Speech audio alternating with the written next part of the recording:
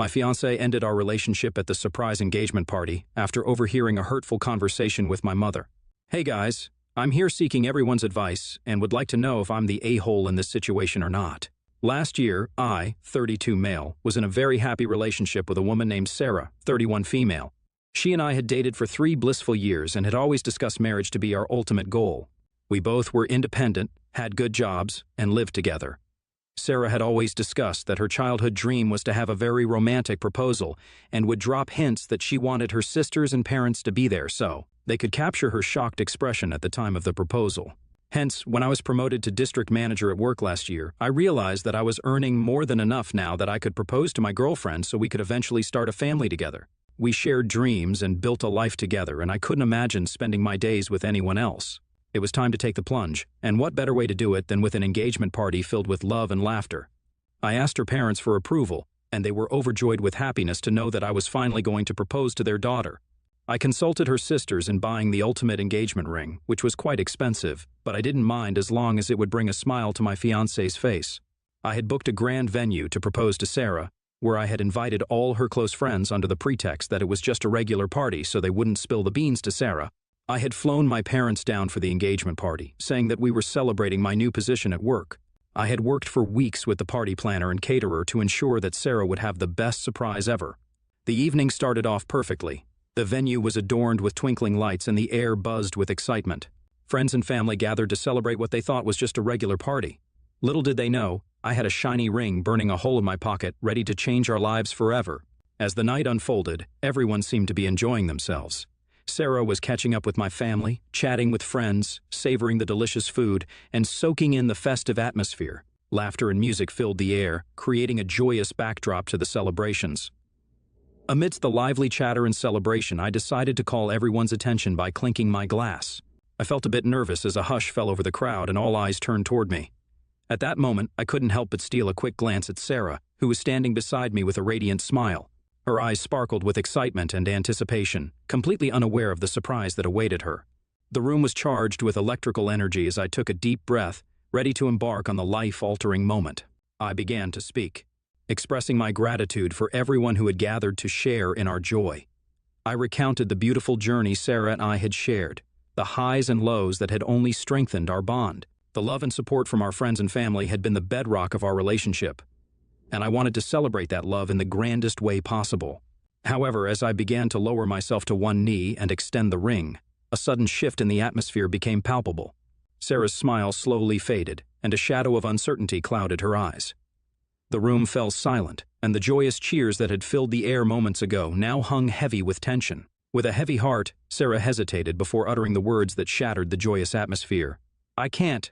A stunned silence enveloped the room, broken only by the distant sounds of music and laughter from neighboring tables. It felt as though time itself had come to a standstill.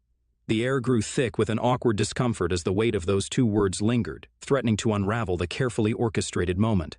I remained on one knee, the ring extended in hopeful anticipation, but the answer had already been spoken. The celebratory ambiance had transformed into an emotionally charged scene of disappointment and disbelief. Trying to mask the vulnerability and pain, I managed a weak smile. "Is this a joke?" I stammered, my voice barely audible above the hushed whispers that spread through the room. Sarah's eyes welled up with tears and she shook her head. "I can't marry you." The room, once filled with jubilation, now echoed with an awkward and painful silence. The festive atmosphere had abruptly shifted into a somber reality, leaving me grappling with the unexpected rejection of what was meant to be a joyous occasion. I got up awkwardly, holding my knees, and looked around. Her parents looked devastated, and there was confusion etched on her sisters' faces. I looked back at Sarah as tears silently flowed down her cheeks. Sensing something was wrong, I gestured for her to walk outside with me so that we could talk, hoping it was just the overwhelming emotions of the moment. Guests started to speak in hushed tones as I led Sarah outside. My mind raced as I couldn't fathom why she would reject my proposal when she had always wanted to marry me. When we reached a quiet corner of the venue, I asked her if I had done something wrong. "Sarah, what's going on? Please tell me if I've done something to you," I pleaded, desperation and confusion lacing my voice. The cool night air did little to soothe the heat of the rejection that lingered between us. She avoided eye contact, her gaze fixed on the ground as if searching for the right words. The silence stretched uncomfortably before she finally spoke, her voice cold and detached. "It's not about you doing something wrong. It's about us, about me." My heart sank as I struggled to comprehend what she was saying. About us? Sarah, we've been together for so long. I planned out this grand event so I could give you your dream proposal. I talked with your parents and coordinated with your sisters so you could have an unforgettable night. I thought you would like this, but... Is this why you're rejecting me? I asked, my voice shaking. Sarah shook her head, saying that she had loved the way I had set up this entire thing. And this wasn't why she was rejecting me. I kept begging her to tell me what was going on. She looked at me with a hardness I had never seen before. You're not the person I thought you were. I can't go through with this. I can't marry you, she said, her words cutting through the night like a sharp knife. Confusion and hurt clouded my eyes as I tried to make sense of her sudden change of heart. What are you talking about? We were fine until just a few moments ago. Please don't do this, I begged, my voice breaking. She continued, her tone growing colder with each word. You're just not the man I envisioned spending my life with. Your flaws are too glaring and I can't ignore them any longer. I thought I could, but tonight made me realize I can't. You're not ambitious enough. You're too complacent, and frankly, I've outgrown you, she said, her words stinging like a relentless barrage. I pleaded with her to elaborate, to give me a chance to understand and address her concerns, but she brushed off my pleas with a dismissive wave. It's not worth explaining. We're done, and it's better this way. You need to grow up and figure things out on your own, she declared, her words leaving me feeling utterly defeated and betrayed. I was completely blindsided. The woman I thought was my future had just dismantled our dreams with a few callous sentences. The joyous occasion had turned into a nightmare, and I couldn't fathom what had gone wrong. Sarah refused to provide any more details and walked away from me. Devastated and confused, I decided to respect her wishes and give her the space she needed. I walked back into the party. My parents, seeing my red, puffy face, came running to me in concern. Sarah's parents also looked upset and asked me what happened, but I shook my head, telling them that I had no idea. I tried to muster a weak smile in front of the other guests, attempting to hide the pain beneath the surface. The atmosphere in the party had shifted dramatically. The once lively celebration now felt like a somber gathering. Guests, feeling the heaviness in the air, began to leave one by one. My parents hovered nearby, offering silent support, but I couldn't bring myself to share the painful details just yet. The party that began with such promise ended in a haze of confusion and heartache. In the following days, Sarah sent her sisters to move her things out. She didn't want to face me. I tried reaching out to her repeatedly, hoping for some clarity, but my calls and messages went unanswered. It felt like she had vanished from my life without a trace. In the days that followed, I felt like I was stumbling through a dark tunnel of heartbreak. I asked her sisters and family many times if they had any idea about her decision, but they seemed to be as confused as I was. No matter how many times I tried to reach out to Sarah, the silence on the other end felt like a heavy weight on my chest. It was like she had vanished from my life, leaving me with unanswered questions and a sense of deep loss. Every night, I replayed the events of that night, desperately searching for any sign that could explain why everything fell apart. The ring, once a symbol of our shared dreams, now sat heavily in my pocket, a constant reminder of what could have been. The lack of closure gnawed at my mind. What went wrong? Was it something I said or didn't say? The future we once talked about now seemed like a distant, faded dream. Unable to cope with the heartbreak anymore, and seeing that she never reached out to me despite how many times I tried, I made the difficult decision to cut off all contact with Sarah. Closure didn't come from her, so I accepted that and moved forward. I immersed myself in work and surrounded myself with friends who could help me heal. It was a painful process, and every day felt like an eternity without her. Throughout all this, my mother refused to leave my side. She stayed with me for weeks, cooking for me and taking care of me because I had no energy to do anything. My mother would console me and encourage me to move on from Sarah. She would constantly tell me how I deserved to be treated better than this. My mother only decided to fly back home after I promised her that I would not skip any more meals or spend any more weekends lying in bed crying for Sarah. For the most part, I kept this promise. Fast forward a year later, things have changed for the better. Even though my heart still hurts, I am in a better place mentally. I've been on a few dates, but it hasn't been easy. The way Sarah broke up with me and disappeared left me with trust and abandonment issues. The wounds are healing, but I'm still scared of getting hurt again. To cope, I focus on my work and lean on my friends for support. They have been there for me whenever I have felt lonely or down. Yesterday was my weekend, and I was home all day playing video games when suddenly the doorbell rang. I wasn't expecting anyone, and it was a bit unusual for someone to drop by unannounced. Curiosity piqued, I made my way to the door. As I opened it, I was met with a sight I never thought I would see again, Sarah standing on my doorstep. Time seemed to freeze for a moment as we locked eyes, both of us unsure of what to say or do next. My initial shock turned into a mix of confusion and surprise. Sarah, on the other hand, smiled at me sheepishly. After a brief moment of awkward silence, I mustered the courage to speak. "Sarah, what are you doing here?" I asked, trying to keep my voice steady. She hesitated, taking a deep breath before saying, "Can we talk?" she requested, her voice soft and unsure. I was unsure how to react, so I stepped aside, allowing her to enter. We moved to the living room, and the atmosphere was thick with unresolved tension. As we sat down, the memories of our last conversation flooded back, and I couldn't help but feel a sense of vulnerability. "So, what brings you here after all this time?" I inquired, my emotions a mix of curiosity and apprehension. Sarah took a deep breath before beginning to speak. "I've been doing a lot of thinking, and I realized I made a huge mistake. I shouldn't have let things end the way they did." I looked at her skeptically, with my brows furrowed, and asked her why she would say something like this out of the blue when she had left me last year, without ever giving me any reason.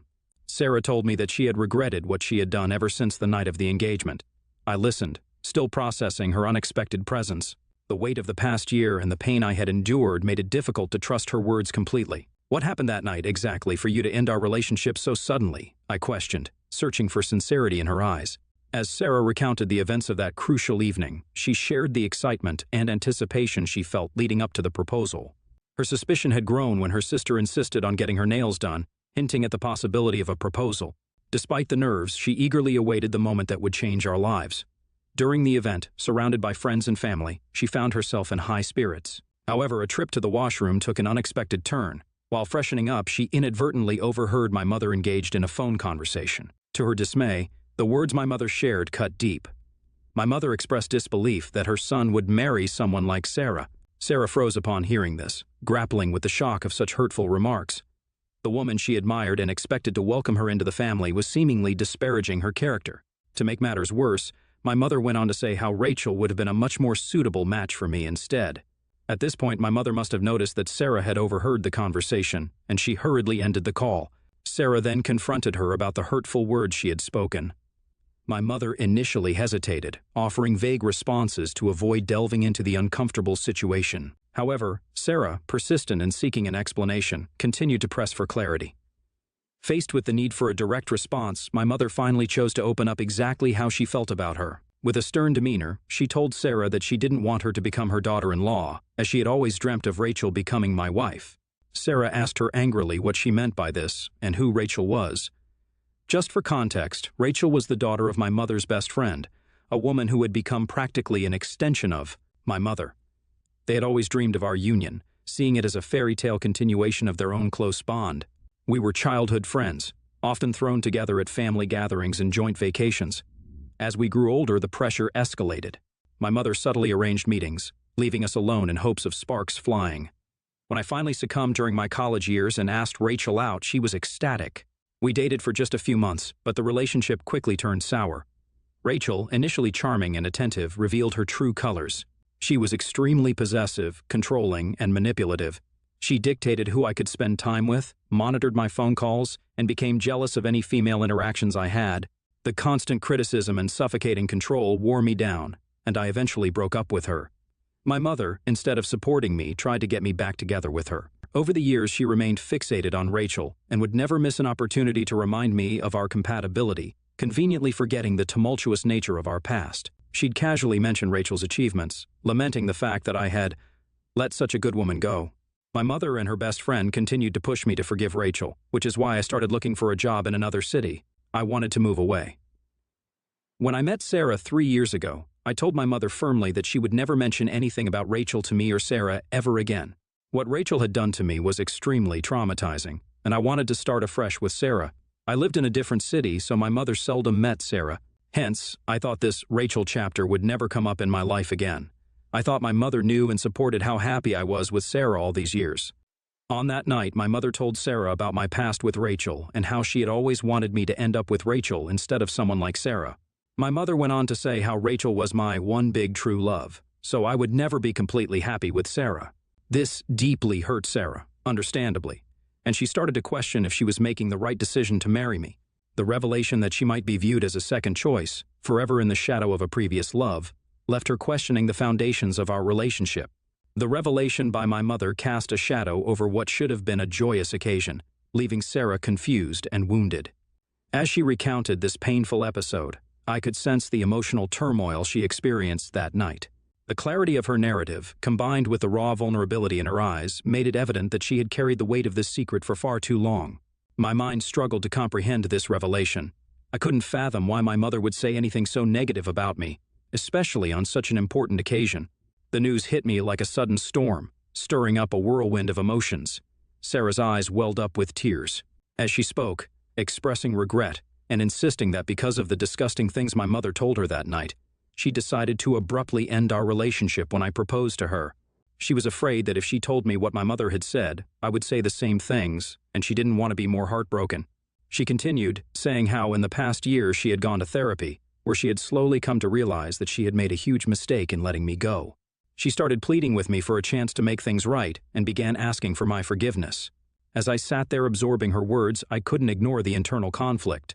The wounds from the past were still fresh, and the idea that my mother might have played a role in our breakup added another layer of complexity to the situation. I did not know what to say to Sarah, and I needed some time to think. I told her that I couldn't make any decisions at the moment as I was extremely shocked by what she had revealed to me. I asked her to give me some space. Before leaving, Sarah assured me that she would do anything to be with me again, and pleaded earnestly that I should give us a second chance. As I sit here writing this on Reddit, I'm still grappling with the shocking truth. The question looms large: could we rebuild what was broken, or is the damage irreparable? Will I be in a hole for not giving her a second chance, or should I consider giving our love another try despite the hurtful actions of both her and my own mother? Update 1. Thank you for everyone's comments and advice, both here and in my DMs. It's been a few days since my last update. I did call my mother and had a conversation with her regarding this. The conversation was tense from the beginning. I asked her straightforwardly about what she said to Sarah that night. My mother seemed surprised that I was even bringing up Sarah after all this time and asked me if something had happened. I told her how Sarah had come to my doorstep asking for forgiveness. My mother angrily told me that I shouldn't have let her inside the house, but I stopped her mid-sentence and asked her to tell me exactly what she had told Sarah during the event. At first, my mother tried to downplay it, saying she didn't say anything much and that I should not believe Sarah. However, I pressed her for the truth, telling her I needed to know what had transpired, otherwise I could never trust her again. As I insisted, my mother's demeanor shifted. She became defensive, insisting that I shouldn't waste my time with useless women like Sarah. She told me how Sarah just wanted to come between us, and that I should not even think twice about what Sarah had told me. I was losing my patience at this point, so I asked her directly if she had really mentioned Rachel to Sarah.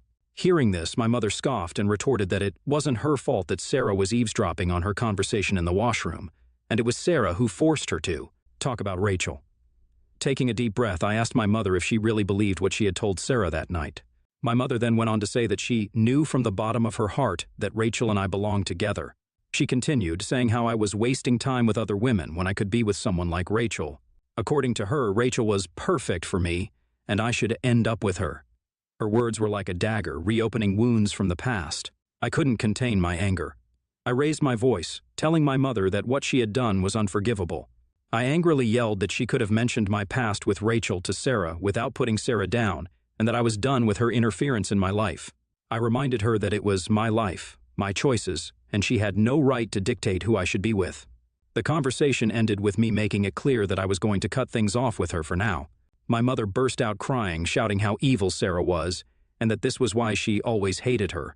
I cut off the call and blocked her, as I was done with her manipulation. It was a heartbreaking moment, realizing that the person I should have been able to rely on had played a role in sabotaging my relationship. Since then, my dad has tried to call me to ask what had happened, but I've let him know that I will talk to him when I'm ready. To be very honest, I'm not just angry at my mother. I'm also angry at Sarah for ending our relationship abruptly without ever giving me a chance to explain anything. I admit that it was my fault for not giving her a heads up about Rachel before, but I never thought Sarah would leave me for something my mother said about my past without at least verifying things with me. I'm still undecided about how to have this conversation with Sarah, as I don't want to face her again.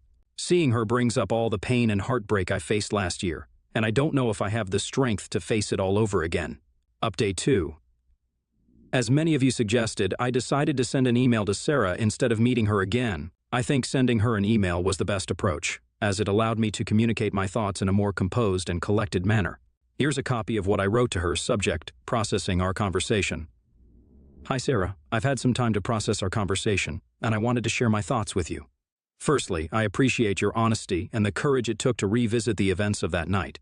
I can only imagine how challenging it must have been for you to come forward with the truth.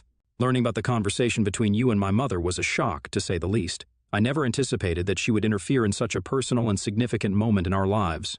It's disheartening to hear that her words may have played a role in the abrupt end of our relationship. I had explicitly communicated with her about not involving Rachel in our lives, and I am deeply disappointed that she disregarded my wishes. I have confronted her regarding this and made it abundantly clear to her that what she did to you was unforgivable.